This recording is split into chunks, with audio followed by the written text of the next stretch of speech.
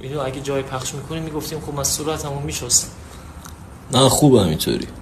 میبینن زشته میخندن به هم. بعد ویدیو پاک کن اوکیه.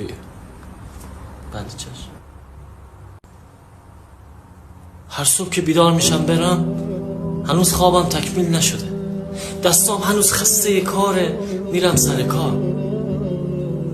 ما کارگرها زندگی سختی داریم، خرجمونو به زور میدیم، روز و شب داریم کار میکنیم اما همیشه دلنگرونیم.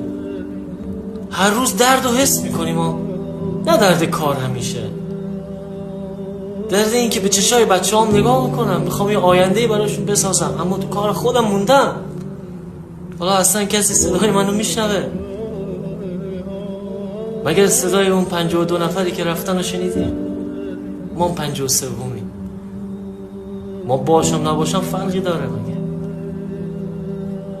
به والله من و امثال من قلب سازنده این مملکتی ما، ولی همیشه تو سایه ها داریم محو میشیم.